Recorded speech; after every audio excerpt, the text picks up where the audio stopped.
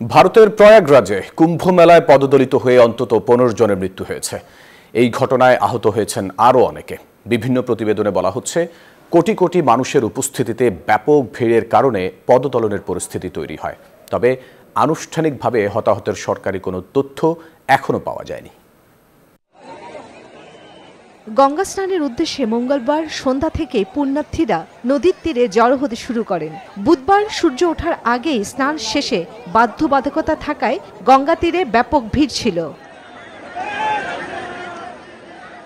নদীর তীরে পর্যাপ্ত স্বাস্থ্যকর্মী ও অ্যাম্বুলেন্স উপস্থিত ছিল। ঘটনাস্থল থেকে আহত ও নিহতদের স্ট্রেচারে করে সরিয়ে নেওয়া হচ্ছিল।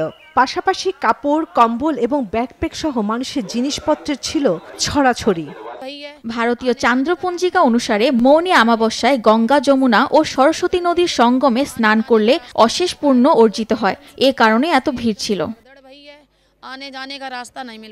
এই ঘটনার পর পুলিশ কর্মকর্তারা মেগাফোনের মাধ্যমে হিন্দু তীর্থযাত্রীদের স্নানের জন্য দূরে থাকার অনুরোধ করছিলেন। এরপরও তীর্থস্থলে ভিড় জমাতে থাকে সবাই। তবে বিপুল সংখ্যক মানুষ ব্যারিকেড ও ব্যারাপ ডিঙ্গিয়ে পালানোর চেষ্টা করে। 13 জানুয়ারি থেকে শুরু হওয়া 6 সপ্তাহব্যাপী বিশ্বের বৃহত্তম ধর্মীয় সমাবেশ বুধবার ছিল পবিত্র দিন। এই ধর্মীয় স্নানের প্রধান আকর্ষণ হলো হাজার হাজার হিন্দু তপস্বী বিশাল মিছিলে অংশ নিয়ে সঙ্গমের জলে স্নান করতে আসেন।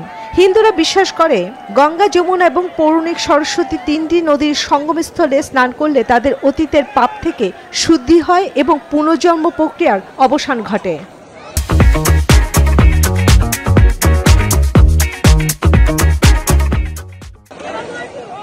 ভারতীয় কর্তৃপক্ষ এই উৎসবকে বিশ্বের বৃহত্তম ধর্মীয় সমাবেশ হিসেবে ঘোষণা করেছে।